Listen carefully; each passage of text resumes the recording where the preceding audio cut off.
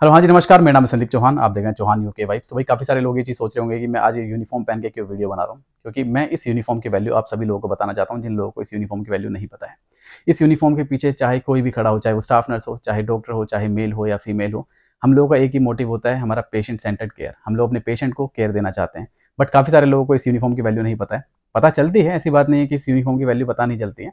But कब पता चलती है? जब कोरोना जैसी महामारी आती है ना। पूरे विश्व के अंदर जब कोरोना जैसी महामारी थी, तब इस यूनिफॉर्म की वैल्यू लोगों को पता चली थी। जब आप लोग हॉस्पिटल आते हैं, आपका कोई रिलेटिव हॉस्पिटल आता है, तब आपको इस यूनिफॉर्म की वैल्यू पता चलती है।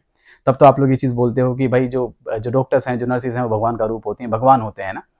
आप लोगों को मैं ये नहीं कहूँगा कि हम लोगों को भगवान मानो, कम से कम इंसान तो मानो। आप लोगों ने ये जो केस है अभी सुना है, जो वेस्ट बंगाल के अंदर चल रहा है, तो क्या आप लोगों को लगता है ये चीज़ें सही हुई हैं? क्या आप लोगों को लगता है कि जो ये चीज़ें हुई हैं वो होनी चाहिए थी? नहीं। काफ़ी सारे लोगों ने मेरी लास्ट वाले वीडियो के ऊपर कमेंट किया था, जिसके अंदर मैंने बताया था कि यूके के अंदर राइट्स चल रहे हैं और नर्सिस के साथ ऐसी-ऐसी चीज़ें यहाँ पे हुई हैं। तो उसके अंदर लोगों ने मुझे क्या बताया, कमेंट सेक्शन में ये बोला है कि अगर वहाँ पे पसंद नहीं आ रहा है तो अपने देश आ जाओ, अगर वहाँ पे राइट्स चल रहे हैं तो अपने देश आ जाओ। किसने कहा था आपको देश से बाहर जाके अपना काम करो? अपने देश में आओ, यहाँ पे कम से कम आप अपने परिवार के पास रहोगे, सेफ रहोगे। क्या आपको लगता है कि आप लोग अपने परिवार के पास हो तो सेफ हो? इंडिया के अंदर जो भी हुआ है, क्या आप लोग को लगता है कि वो अपने परिवार से, अपने देश से दूर थी? वो तो अपने देश के अंदर ही थी, अपने परिवार के साथ ही थी। तो उसके साथ कैसे गलत हुआ? जब आप लोग कहाँ थे? ये कमेंट सेक्शन करने जो करने वाले लोग थे, उन लोगों से मैं चीज़ें पूछ रहा हूँ कि अब आप लोग कहाँ थे जब अपने ही देश के अंदर अपनी ही बेटी, अपनी ही बहन के साथ ये सारी चीज़ें हुई हैं, जब आप लोग कहाँ थे? तो मैं ये कहूँगा, ये सिचुएशन होती है। ना ही देश की गलती है, ना ही कम्युनिटी की गलती है, ना ही रिलीजन की गलती है।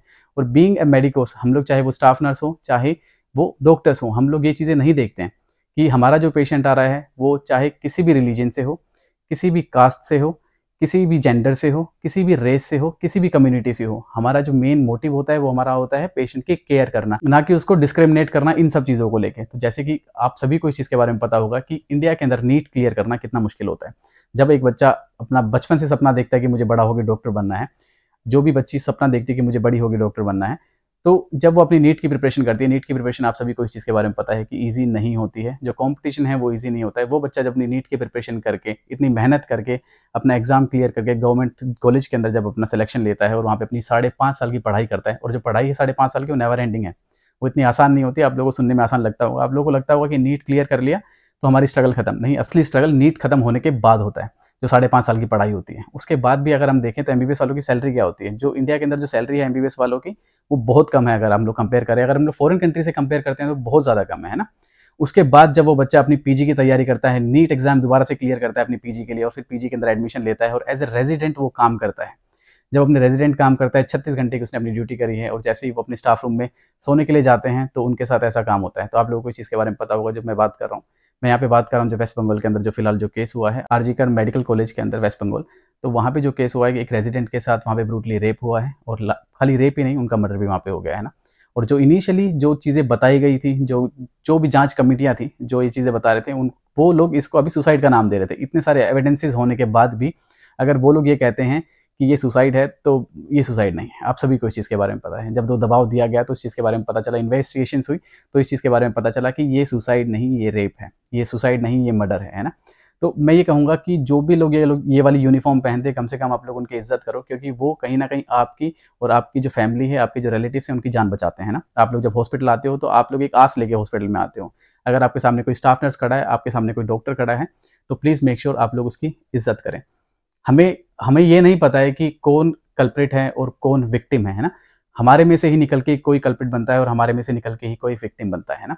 तो हमें इस चीज़ के बारे में नहीं पता है। हम किसी के चेहरे के ऊपर नहीं लिखा है कि हमें इससे दूर रहना चाहिए या फिर हमें इसके पास जाना चाहिए। हमारा जो मेन मोटिव होता है, हमें ये होता है कि हम अपने पेशेंट को किस तरीके से अच्छी केयर दे सकते हैं। रही बात हॉस्पिटल्स की, तो हॉस्पिटल के अंदर कोई भी सिक्योरिटी नहीं है। हॉस्पिटल के अंदर, गवर्नमेंट हॉस्पिटल के अंदर कोई भी रेशियो नहीं है। ना ही पेशेंट नर्स का रेशियो है, ना ही पेशेंट डॉक्टर का रेशियो है, ना ही स्टाफ के पास एक अच्छी रेस्ट रूम है जहाँ पे जाके वो लोग आराम से रेस्ट कर सकें, ना ही उनके पास स्टाफ रूम है, ना ही उनके पास, अगर हम बात करें मेल और फीमेल चेंजिंग रूम्स की भी बात करते हैं, तो वो भी सही तरीके का वहाँ पे उनके पास उपलब्ध नहीं है। तो जो फैसिलिटीज़ हमारी गवर्नमेंट की तरफ से दी गई हैं या फिर गवर्नमेंट हॉस्पिटल की तरफ से दी गई हैं, वो इनफ नहीं है। और मेरे को ऐसा लगता है कि जो मेडिकल प्रोफेशन है, खासकर स्टाफ नर्स और जो हमारे जो डॉक्टर्स हैं, वो नॉन सोशल आर्ट्स में काम करते हैं, अनसोशल आर्ट्स के अंदर काम करते हैं, यहाँ पे ना डार्क आर्ट्स के अंदर काम करते हैं। वो ये नहीं देखते हैं कि दिन है या रात है, बस दिन भर अपना काम करते हैं, चाहे उनकी नाइट शिफ्ट लग जाती है, उनकी डे शिफ्ट लग जाती है। और बीइंग ए रेजिडेंट, आप लोगों को इस चीज़ के बारे में पता होगा, जो ये वाला केस हुआ एक रेजिडेंट के साथ हुआ है। जब एक बच्चा अपनी पीजी करता है और वो रेजिडेंट कहलाता है ना, और अपने हॉस्पिटल के अंदर काम करता है, तो 24/7 उनकी ड्यूटी लगती है। 36 घंटे वो अपने एक ही साथ मतलब वन गो के अंदर 36 आवर्स काम करते हैं, अपने घर भी नहीं जाते हैं।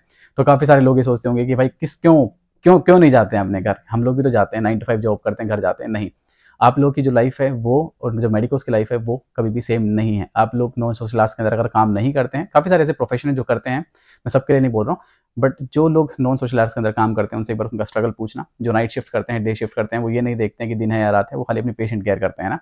और रही बात, ये लोग बोलोगे कि इस चीज़ का पैसा मिलता है, तो इंडिया के अंदर इतना पैसा भी नहीं मिलता है। चाहे वो स्टाफ नर्स की बात करूँ, चाहे मैं डॉक्टर्स की बात करूँ, तो इतना पैसा भी नहीं मिलता है कि इतना बड़ा रिस्क लिया जाए अपनी बहन बेटियों के लिए कि उनके साथ रेप हो रहा है, उनके साथ मर्डर हो रहा है। वहीं अगर हम लोग बात करें हॉस्पिटल की कंडीशन की, तो हॉस्पिटल की जो कंडीशन है काफ़ी ज़्यादा खराब है। जो ये केस हुआ है आरजीकर मेडिकल कॉलेज का, इसको लेके डॉक्टर्स ने टोटल मिला के 7 डिमांड रखी है।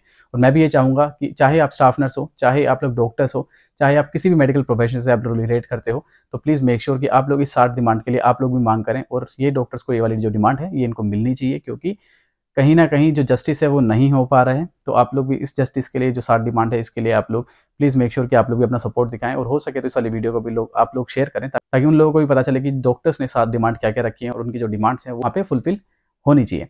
तो जो सिक्योरिटी है अपने हॉस्पिटल के अंदर, आप लोगों ने देखा होगा कि किसी भी बुजुर्ग आदमी को वहाँ पे बैठा देते हैं, 1 या 2 आदमी को बैठा देते हैं।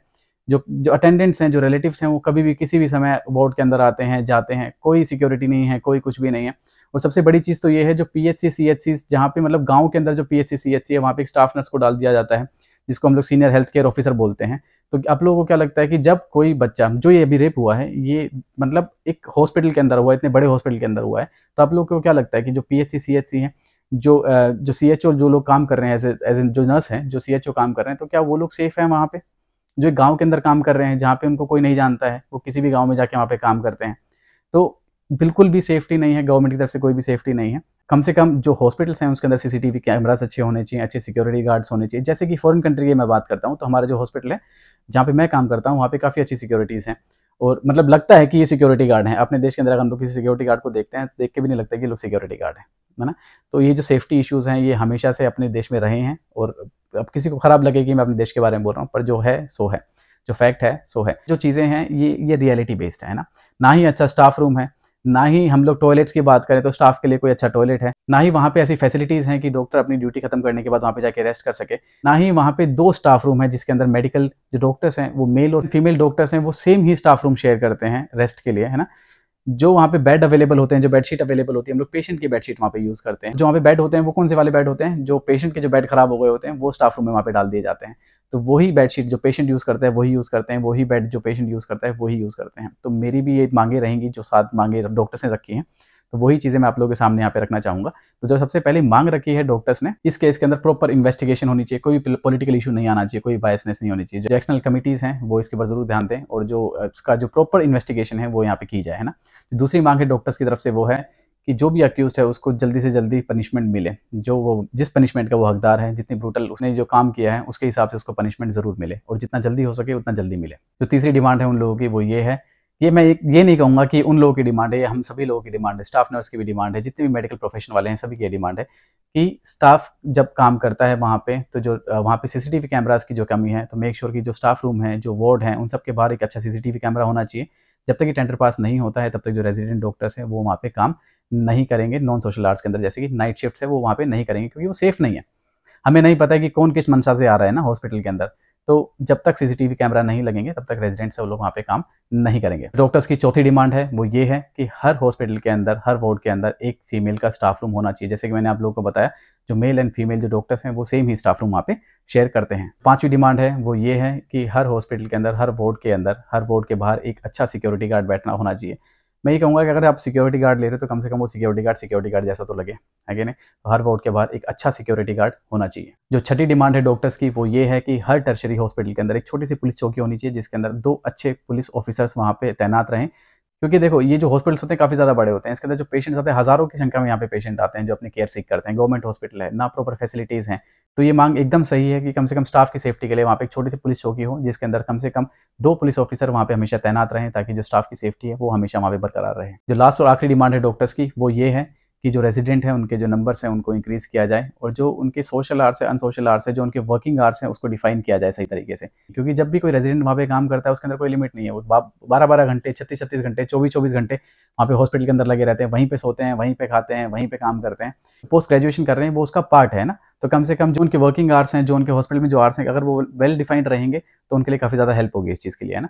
तो मेरे हिसाब से जो डिमांड उन लोगों ने रखी है काफ़ी सही रखी है, और आप लोग को भी इसके सपोर्ट में खड़ा होना चाहिए, और मेक श्योर इस वाली वीडियो को आप लोग शेयर ज़रूर करें, और लोगों को पता चलना चाहिए जो ये जो हम लोग यूनिफ़ॉर्म पहनते हैं इसकी क्या वैल्यू है। खाली वो लोग इस कोरोना के बाद या फिर कोई भी ऐसी कंडीशन आती है जब उनके फैमिली मेंबर्स यहाँ पे हॉस्पिटल के अंदर आते हैं, उसके बाद इस जो यूनिफ़ॉर्म की जो वैल्यू है वो लोग भूल जाते हैं। मैं फिर से यही कहूँगा, अगर भगवान नहीं मानते कम से कम इंसान तो मानो हम लोगों को। बस मेरा लास्ट में यही कहना है कि मैं चाहता हूँ कि एक अच्छी इन्वेस्टिगेशन हो, और जो अक्यूज़्ड है उसको प्रॉपर वहाँ पे जो पनिशमेंट है वो मिले, और आगे किसी भी के भी साथ ये ना हो। मैं फिर से ये कहूँगा कि ये कंट्री के ऊपर डिपेंड नहीं करता है कि किस कंट्री के अंदर क्या हो रहा है, ये हमारे ऊपर डिपेंड करता है, क्योंकि हमारे में से ही निकल के कोई ना कोई क्रिमिनल बनता है, और हमारे में से ही निकल के कोई ना कोई विक्टिम बनता है। और फीमेल्स को मैं स्पेशली ये कहूँगा कि अगर आप लोग हॉस्पिटल में काम करते हो, अगर आप लोग नाइट शिफ्ट पे काम करते हो, जो डार्क आवर्स में काम करते हो, तो मेक श्योर जो डार्क स्पॉट्स हैं हॉस्पिटल के वहाँ पे ना जाएँ आप लोग, अपने जो वार्ड है वहीं तक आप लोग सीमित रहें, क्योंकि किसी के चेहरे पे नहीं लिखा है कि ये क्रिमिनल है ना? और हम लोगों के चेहरे पे नहीं लिखा है कि हम लोग विक्टिम हैं, तो कोई भी विक्टिम बन सकता है और कोई भी क्रिमिनल बन सकता है, किसी के चेहरे पे कुछ भी नहीं लिखा है। तो अपना ध्यान आप लोग स्वयं रखें, क्योंकि हमारी जो सेफ्टी है वो सिर्फ हमारे हाथ में है। Thank you so much guys.